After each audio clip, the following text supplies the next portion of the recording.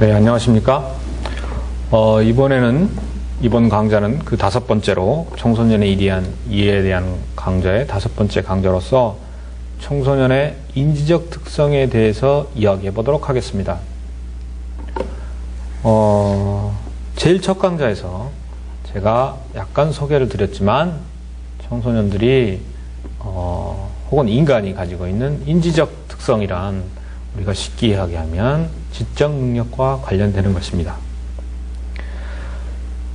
청소년들이 혹은 인간의 인지적 능력에 대해서 이야기할 때 가장 많이 학자들이 이야기하는 사람이 있는데 그 사람이 장 피아제라는 사람입니다. 이 장 피아제라는 사람은 원래 스위스에서 주로 태어나서 살다가 불란서에서 주로 활동을 했고 상당히 80인가요? 상당한 나이가 들어서 지금부터 한 10년, 20년쯤 전에 사망한 그렇게 멀리 있지 않는 학자입니다. 이 사람은 개인적으로 제가 알거나 그런 사람은 아니지만 굉장한 천재로 알려져 있습니다.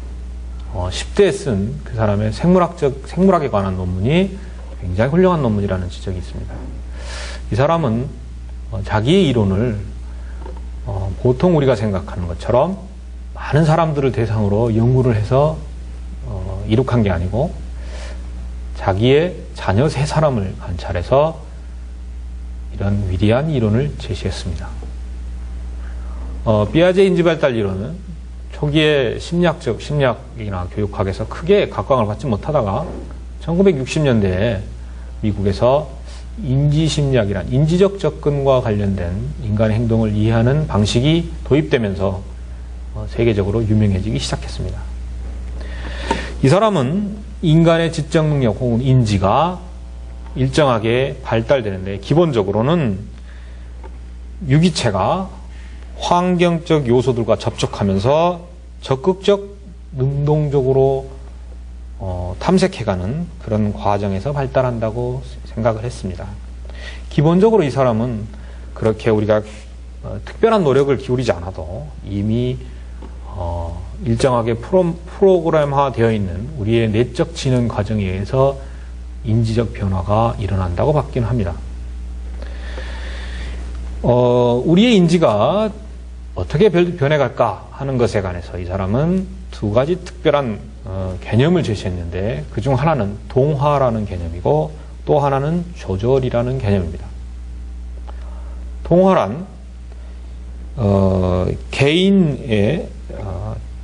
개인이 자신에게 투입되는 환경적 요소 혹은 정보를 그들의 기존 사고 구조에 적합하도록 변화시키는 방법을 말합니다. 조절이라는 것은 그들의 사고 구조를 새로운 환경적 경험에 적합시키는 방법입니다. 예를 들어 우리가 아이를 데리고 밖에 나갔을 때 새를 봤다. 까마귀, 비둘기, 까치 이런 새를 봤다면 저건 무엇이냐고 물어볼 겁니다. 그러면 새라는 것이 저런 동물들을 우리는 새라고 부른다라고 이야기를 하죠. 그러면 새의 특징은 무엇일까? 새는 날개가 있고 다리가 2개고 부리고 배설기관이 굉장히 간소하게 되어 있고 등등의 예를 제시할 겁니다. 그러면 어느 날 닭이나 타조를 보고서 아이가 저게 무엇이냐고 물어보면 우리는 그것도 역시 새라고 가르쳐 줍니다. 그러면 아이는 기존의 새와 다른 형태의 새를 보게 되는 거죠. 그러면 그 아이의 인지적 구조가 새로운 정보를 받아들여서 분화되고 그래서 자기의 인지구조가 동화됨과 동시에 기존 비슷한 정보끼리는 동화되고 새로운 정보에서 분화됨으로써 조절되는 것입니다.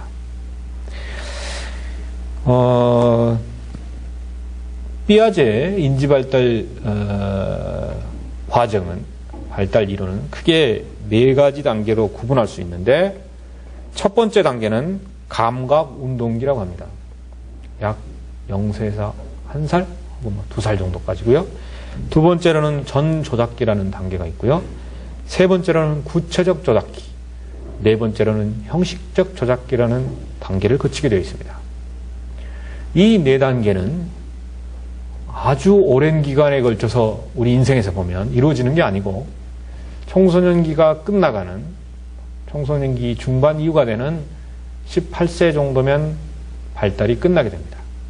즉 인지적 능력이 청소년기 중반 후반경에 이미 성인과 똑같아진다는 것을 의미합니다.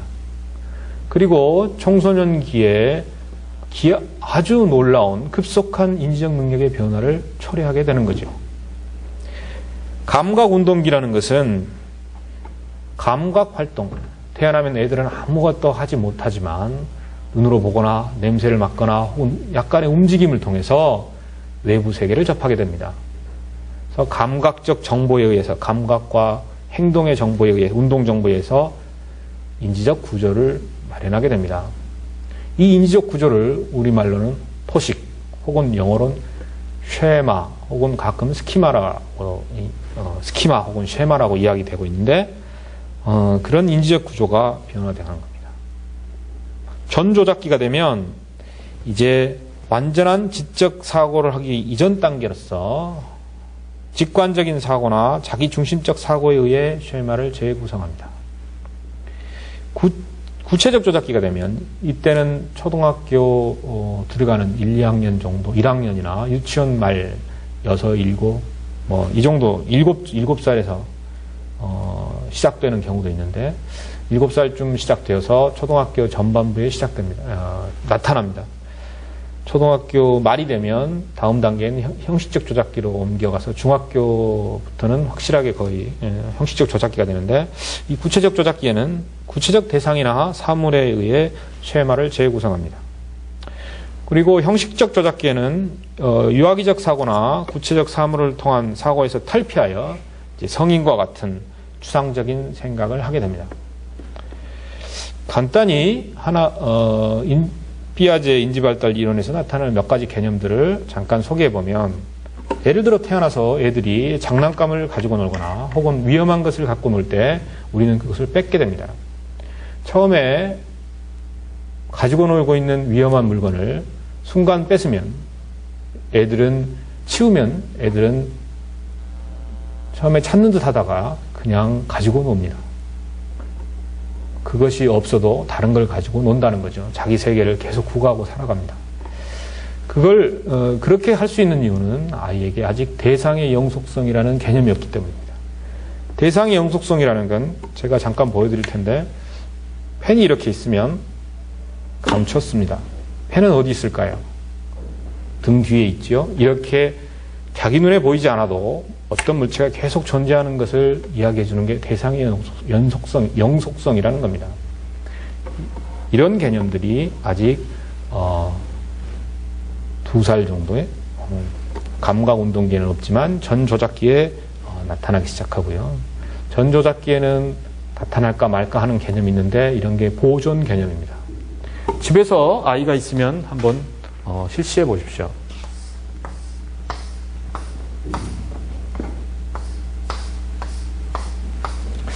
동전이나 성냥개비를 일정하게 배열을 하는데, 단지 한쪽은 더 넓게, 한쪽은 촘촘하게 배열하는 겁니다. 애들이 5살, 4살 때는 숫자를, 요즘은 일찍 교육이 시작돼서 숫자를 셀 줄 압니다. 적어도 5가지 셀 줄 아는 아이에게 3개 하고 난 다음에 이것이 더 많은지 혹은 이것이 더 많은지 물으면 대부분의 아이는 이것이 많다고 합니다. 즉 수라는 걸 수의 이름을 알 뿐이지 실제 어떤 게 더 많고 적고 같고 하는 비율의 개념을 아직 갖고 있지 못하는 겁니다. 그런 게 형성되는 시기는 구체적 조작기의 시기입니다. 그래서 청소년기는 구체적 조작기의 말기부터 시작해서 형식적 조작기까지의 시기가 대부분의 청소년기를 이야기하는 겁니다. 형식적 조작기가 되면 어떤 능력을 갖게 되냐면, 가설을 설정하고 그 가설을 전제로 결론을 추론하는 명제적 사고가 가능해지고 문제 해결을 할 수 있습니다. 예를 들어서 우리가 철학 시간에 가끔 이야기되는 A는 B보다 크고 B는 C보다 크다. 고로 A는 C보다 크다라고 하는 이런 논리 체계를 갖추게 된다는 거죠. 그리고 변인들 간의 상호작용을 이야기할 수 있습니다. 무엇이 무엇에 영향을 미쳐서 그 영향이 어떤 결과를 초래했다고 하는 것을 이야기할 수 있다는 거죠. 그래서 추상적인 사고들을 할 수 있게 됩니다. 자기 눈에 보이지 않아도 존재한다는 것, 그리고 그것을 사물이 아닌 추상적 개념으로도 이해할 수 있게 되는 단계가 됩니다. 그렇지만 삐아제는 실제로 누구나 그렇게 단계를 거쳐서 도달할 수 있다고 주장은 했지만, 실제로 조사에 의하면 미국 청소년의 경우에 30%에서 40% 정도만이 형식적 조작기가 가능한 것으로 나타나고 있습니다. 우리나라의 경우에는 중학교 2학년 정도에 22% 정도의 아이들만이 형식적 조작이 가능하다고 합니다. 결국은 우리가 얼마나 기다림을 가지고 혹은 또 얼마나 좋은 환경을 통해서 기본에 내재되어 있는 프로그램을 촉진시켜 줄 것인가 하는 게 관건이라는 거지요. 실제로 또 다른 교육적 측면에서 보면 청소년의 이런 심리적 특성 때문에 우리가 너무 이른 조기 교육을 할 때는 상당한 노력이 필요하거나 주의가 요망된다는 것입니다. 조금 전에 보여드렸던 이와 같은 논리처럼 혹은 이와 같은 현상처럼, 이건 물론 청소년기가 아닌 아주 어린 유아의 아동에게 나타나는 거지만, 청소년기 즉 초등학교와 중학교를 거쳐가는 동안에 구체적 조작기와 형식적 조작기의 인지적 사고의 변화를 과정을 거치게 되는데, 그 과정을 생각하지 않고 무턱대고 상위적 교육을 주입시킨다는 것은 많은 문제를 야기할 수 있다고 하는 겁니다. 즉 요즘 어떤 광고 카피처럼 눈높이라는 것이 필요하다는 거죠. 아이들의 인지적 발달, 청소년기에 급속한 인지적, 형식적 사고로의 전환이 이루어지지만, 아이들의 인지적 상태에 적합한 교육을 제시해 주는 것도 교육을 이해하고 촉진하는 데는, 특히 흥미를 갖게 하는 데는 매우 중요한 영향을 미친다고 할 수 있겠습니다.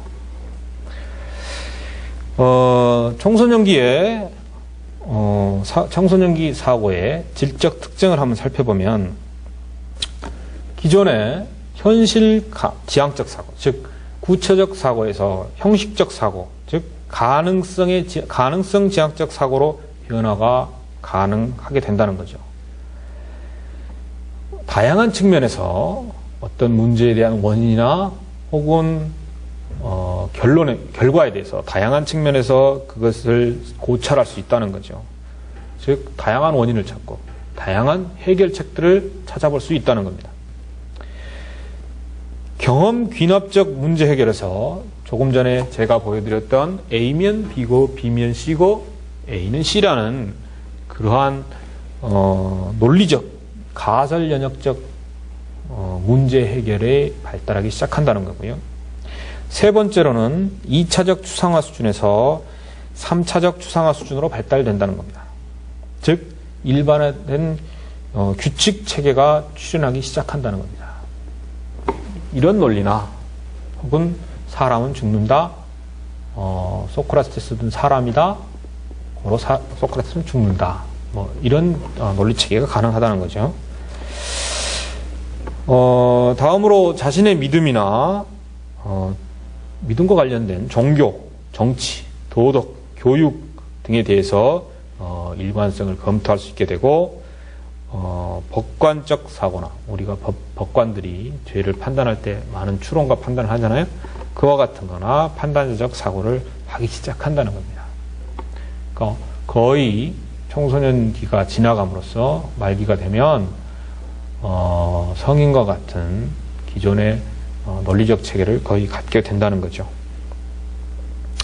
두 번째로 청소년기의 사회 인지적 발달에 대해서 알아보도록 하겠습니다. 청소년기의 사회 인지적 발달 중에서 두드러지는 것은 첫 번째로는 자아 중심성이라는 거고요. 두 번째로는 정치 사회적 사고의 발달이라는 겁니다. 이거 역시 형식적 조작기에서 보여주는 그런 사고 체계, 추상적인 사고 체계가 가능하기 때문에 이런 현상이 가능하다고 하겠습니다. 일반적으로 사회인지에서는 타인과의 관계에서 적응하는 지각이라거나 추론이라거나 개념화들을 두루 다루는데, 즉 어떤 사람을 보고 그 사람들은 뭐 착하게 생겼다, 그 사람들은 어떤 행동을 했는데 이유는 무엇일 것이다, 뭐 이와 같은 논리 체계를 가질 수 있다는 건데, 그런 거에 대해서 관심을 가지고 있다는 건데, 그것이 왜 문제가 되냐면, 그게 왜 주 관심사가 되냐면, 청소년들이 타인에 대해서 지각하고 타인의 생각, 타인의 감정, 타인의 의도 같은 것을, 또 상호작용의 관계에 대해서 지각하는 과정이 어떻게 변하나 하는 것에 관심을 가져야 되기 때문이죠. 일반적으로는 청소년기에는 이런 행동들이, 즉 타인을 생각하는 것이 생각보다는 성공하지 않고 있습니다. 즉 타인의 입장, 타인의 의도, 타인의 진정한 감정 같은 것을 생각하는 것에 실패하는 경우가 많은데, 그 원인은 바로 자아중심성이라는 개념 때문입니다. 일반적으로 청소년들은 자기의 생각이나 관념 속에 사로잡혀 있기 쉽습니다. 실제로 관념의 세계와 자신의 관념의 세계와 타인의 관념의 세계를 구분하지 못합니다. 즉, 자기가 그렇게 생각하면 남도 똑같이 생각할 거라는 것이죠. 남은 다르게 생각할 수 있다는 것을 고려하지 않는 경우가 많다는 겁니다. 이런 생각 때문에, 즉 타인을 고려할 수 없는 생각 때문에 자기 자신에 집중하다 보니까 자기는 굉장히 특별한 존재라는 것에, 그런 생각에 빠지기 쉽습니다. 이것은 최근에 우리가 아이들을 키우는 경향에서 보면 이런 자아중심성을 더욱 높여주는 것 같은데, 왜냐하면 모두 집에서 자기 자녀들은 대단한 존재이고 공주고 왕자님인데, 그런 생각에 푹 빠져있는 아이들이 역시 자기 생각만 하다 보니까 모든 타인들을 그렇게 잘 받아들이지 못한다는 겁니다. 그런 원인 때문에 실제로는 초등학교를 들어가면서부터는 애들에게 문제를 발생시킬 수 있는데, 그런 왕자병, 공주병에 걸려있는 아이들일수록 집단 따돌림의 대상이 될 수 있다는 거죠. 중심성의 형태는 크게 한 세 가지 형태로 나눠볼 수 있는데, 첫 번째로는 개인적 우화의 형태라는 겁니다. 개인적 우화의 형태라는, 자신은 매우 특별한 존재로서 자기의 경험은 매우 독특하다는 겁니다. 그러니까 요즘 유행하는 개그 콘서트에 보면 세바스찬이라는 인물이 나오죠. 그 세바스찬 인물은 자기는 굉장한 존재로 나오죠. 나가 있어 라는 이야기로 대변되는 요즘 세태를 풍자하는 것 같은데, 그와 같은 현상들이 청소년들에게는 나타날 수도 있다는 겁니다. 자기에 대해서 너무 과신하고 자기에 대한 관심이 너무 지나치고 실체를 객관적으로 인식하고 타인의 친밀감이 증가하고 타인을 이해하게 되면서부터는 이런 생각들이 줄어들긴 하지만, 실제로는 자기중심적 사고, 자기의 경험을 특별하게 여기는 우화적 형태가 나타나고 있습니다. 두 번째로는 상상적 청중의 형태인데, 실제로 앞에서 나타났던 과장된 자의식 때문에 모든 사람들이 자기를 집중하고 있다고 하는 겁니다. 조금 전에 말씀드렸던 공주병이나 왕자병을 더 부추기는 현상이라고 할 수 있습니다. 자기는 특별한 존재로서 남들도 자기를 그렇게 봐준다고 하는 것을 생각하고 있다는 거죠. 그런 작용이 자신감을 늘릴 수 있으면 참 좋을 텐데, 실제로는 부정적으로 작용하는 경우가 있습니다. 자기는 매우 특별한 존재이고 항상 남들이 주시하기 때문에 약간의 실수조차도 용납할 수 없는 거죠. 자기가 약간 실수한 것은 남들이 모두 초점을 두고 있기 때문에 그게 두드러진 현상으로 보일 거라고 자기가 생각하는 거죠. 실제로는 남들은 관심을 갖지 않고 있는데요. 그래서 자기의 그런 실수에 대해서 굉장히 번민하게 되어 있습니다. 그래서 남들이 자기를 조금만 비난해도 화를 내고요. 자기를 노출시키기 꺼려하고 비밀을 유지하게 됩니다. 그래서 앞에서 설명드렸던 자기만의 고립과 비밀스러운 프라이버시를 중요시하게 생각하게 되는 거죠. 이런 경우에 부정적인 자아 개념을 갖는 경향이 있고 자존감, 자존심이라고 부르는 그런 자존감의 발달 단계가 낮고 자아 정체감 수립이 확립이 늦는 것으로 나타나고 있습니다. 이성 교제가 우리는 상당히 문제가 될 수도 있지만 이성 교제의 경험이 있게 되면 즉 타인과의 관계, 대인 관계의 기술이 증가되고 타인에 대한 경험에 대한 이성에 대한 자기가 관심 있는 이성에 대해 관심을 초점을 두다 보니까 자기 중심성이 줄어들게 됩니다. 그래서 상상적 청중의 경향이 낮아질 수도 있습니다. 그 다음으로 세 번째로는 권위적 인물에게서 결점을 찾는 현상이 나타납니다. 이상과 현실의 괴리를 인식하고 결점을 지적함으로써 현실과 환상의 격차를 줄이려고 하는 것입니다.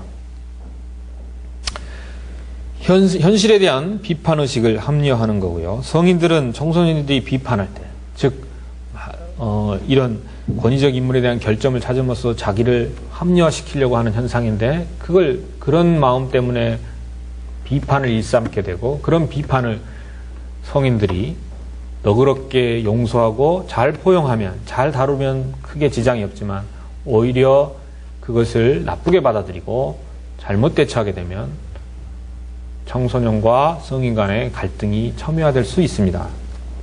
그래서 청소년들의 그런 특성을 이해해 주시고 아량을 베풀어야 된다고 생각하는 것이죠.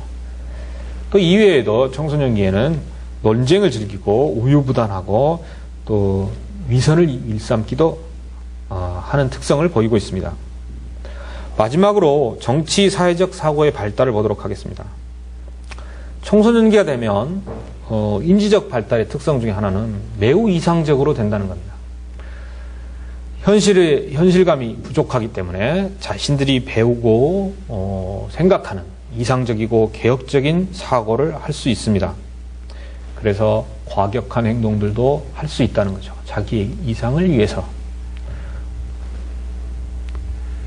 흔히 고등학교나 대학교가 되면 아주 이상적인 논리를 펴게 되는데 그런 이상주의적이고 개혁적인 논리를 펼 수 있는 건 바로 이런 청소년들의 정치사회적 사고 발달 때문입니다. 이런 변화는 14세를 전후해서 아마 중학교 다니는 무렵인데 그때 변화가 일어나기 시작합니다. 14세 이전에는 구체적 사람이나 사태에 의존하다가 이후에는 수상적으로 이전되어 가는 것입니다. 연령이 증가함에 따라서 청소년기 연령이 증가하면서 이상주의적으로 변해가는 것입니다. 실제로 도덕 발달과 관계가 있지만 사회적 통제에 대해서도 14세 이전에는 처벌지향적, 잘못한 것에 응징하는 처벌지향적 경향을 보이다가 이후가 되면 개선과 재활의 중요성을 깨닫게 되는 겁니다. 실제로 인지적 발달이 많은 사회적 혹은 사회에 대한 타인에 대한 배려를 증가시켜 줄 수 있지만 자아중심성 때문에 좀 더 성인처럼 너그럽고 관대하고 타인의 입장을 배려할 수 있는 단계까지 지적 수준이 높긴 하지만 그런 배려까지 차원에서는 아직 한계를 보이고 있는 겁니다. 본 강의에서는 이번 5번째 강좌에서는 청소년들이 보이고는 일반적 인지적 특성에 대해서 살펴보았습니다. 네, 감사합니다.